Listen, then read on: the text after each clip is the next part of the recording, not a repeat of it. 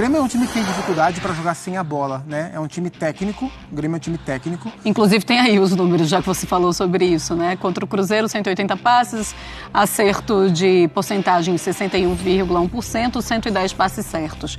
Contra a LDU, 188, 113, o porcentagem de acerto 60,1%. E contra o Atlético Paranaense, 211 passes, 129 de acertos, passes certos e 58,4% o aproveitamento. Hoje o Grêmio enfrentou um time que tem como característica tomar a iniciativa. O Cruzeiro do Pepa é um time de iniciativa e é um time que, de maneira muito rápida nas mãos do técnico português, criou um padrão de jogo. É um mérito do trabalho do Pepa. E o Cruzeiro tem essa cara e é um time que vai tomar a iniciativa e jogando dentro de casa, tendo que vencer o Grêmio, ia tomar mesmo. Fiquei surpreso com o tamanho dessa disparidade. Eu achei que o Grêmio pudesse tentar negociar um pouco mais. Mas que o Grêmio teria menos a bola, para mim era evidente pelo adversário, né? Não é só o Grêmio que escolhe como vai ser a posse de bola. Mas esse é um time que tem sofrido para jogar sem a bola. Então o Grêmio é um time de jogadores técnicos, né? É o Carbajo no meio campo, é o Soares à frente, é o Bitelo atrás, os homens de saída do meio campo. São jogadores de qualidade com a bola no pé.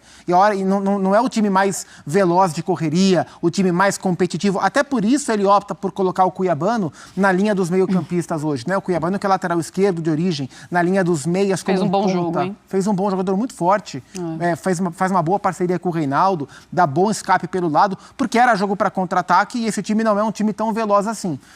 Então, assim, pro Grêmio, a característica do jogo fugiu ao que o time gosta de fazer. Então o time sofreu para tentar conter o Cruzeiro, mas no fim conseguiu marcar bem lá atrás e contra-atacar bem à frente. Na maior parte dos jogos, a gente não vai ver o Grêmio assim. A gente vai ver o Grêmio tentando jogar um pouco mais, marcando um pouco mais à frente, como foi contra o Inter, por exemplo, que se impôs desde o princípio. Para mim, acho que esse foi o grande jogo do Grêmio na temporada. O Grenal foi uma atuação enorme do Grêmio de imposição. Uma proposta bem diferente do que a gente viu hoje. E pensando em Campeonato Brasileiro, é um momento em que o Cruzeiro, de uma certa forma, tem um alívio, porque não tem essa profundidade de elenco e precisa, sim, de uma tranquilidade de calendário, Mari?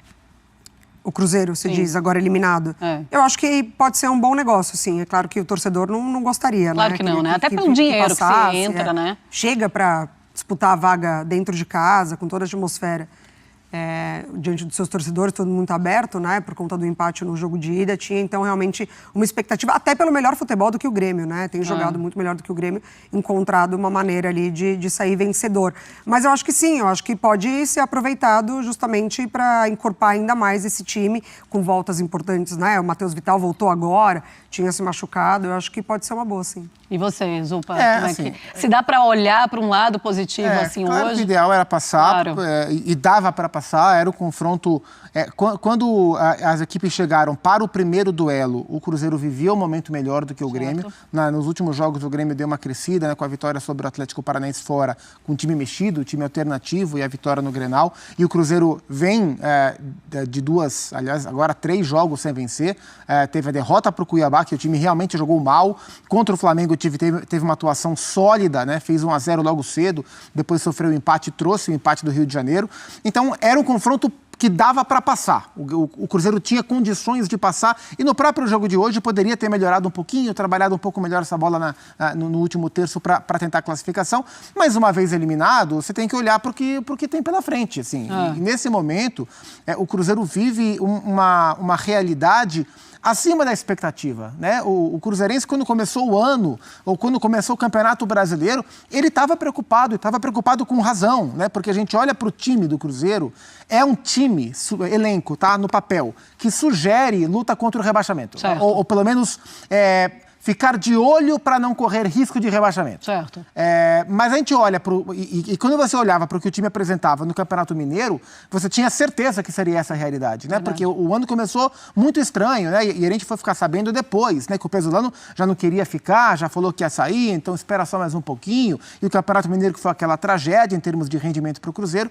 E o Pesolano sai como sai e vai para a Europa, pega todo mundo de surpresa, tá hoje lá no Valladolid, no clube do Ronaldo. Só que quando chega o Pepa, as coisas mudam radicalmente. E o Pepa chega muito rápido, né? É importante que se fala. A diretoria, ela já sabia o que ia acontecer com o Pesolano e, inclusive, já estava trabalhando no nome do Pepa. Então, esse trabalho rápido da diretoria também precisa ser falado, né? E a gente falou muito aqui, né, Marcela, quando o Cruzeiro contratou o Pepa, porque, assim, ninguém conhecia o Pepa. É verdade. Né? Mas a maneira que o Cruzeiro trabalha nos dava a esperança de que o Cruzeiro sabe o que está fazendo. Sim. O Cruzeiro não está contratando um cara que alguém ofereceu. O Cruzeiro trabalhou em cima de um nome. Há um método, como teve um método para escolher o Paulo Pesolano. Pode não dar certo, né? Mas o Cruzeiro contratou o Pepa por um motivo, né? É um trabalho do Paulo André, do Ronaldo, do Paulo André, do Pedro Martins, das pessoas que tomam conta do futebol do Cruzeiro. E rapidamente aconteceu. Então hoje o Cruzeiro vive uma realidade acima da expectativa. E uma vez eliminado da Copa do Brasil, tem que aproveitar que tem um calendário mais frouxo agora e um elenco menos profundo, como você colocou para a Mari, e continuar mantendo essa realidade, fazer uma boa campanha, brigar por uma vaga na Libertadores, é possível. O Cruzeiro faz uma boa campanha, tem feito bons jogos, né? Jogadores que antes eram criticados ou vistos com muita dúvida, têm rendido bem. Então o Pepa vem encontrando soluções, teve que mudar o meio-campo, né? O Ramiro, uma lesão grave, não joga mais desse ano. O Richard, envolvido na questão das apostas, foi afastado. Então ele muda o meio-campo, hoje com o Machado, com o Olisson e com o Matheus Vital voltando de lesão. Então ele vai adaptando a equipe, encontrando soluções. E agora é aproveitar um calendário um pouco mais tranquilo, vai ter um motivo a menos para reclamar, né? Os técnicos que estão em várias competições sempre têm esse motivo para reclamar, o Pepa vai ter um argumento a menos para reclamar e vai tentar tirar proveito disso para manter o Cruzeiro acima de onde todos, inclusive os cruzeirenses, achavam que o time estaria. E você acha que por isso mesmo, Mari, hoje, quando acabou a partida, os torcedores entenderam, aplaudiram e estão do lado do time porque eles conseguem entender o momento do Cruzeiro? E é raro isso acontecer, né? Não é sempre que a torcida consegue entender o local onde está o seu clube naquele momento. E a torcida do Cruzeiro parece entender isso. Eu acho que o comportamento do time também, né? Hoje, que dominou o jogo inteiro, assim. Em nenhum momento o Cruzeiro pareceu, tirando um erro individual, né, de saída de bola.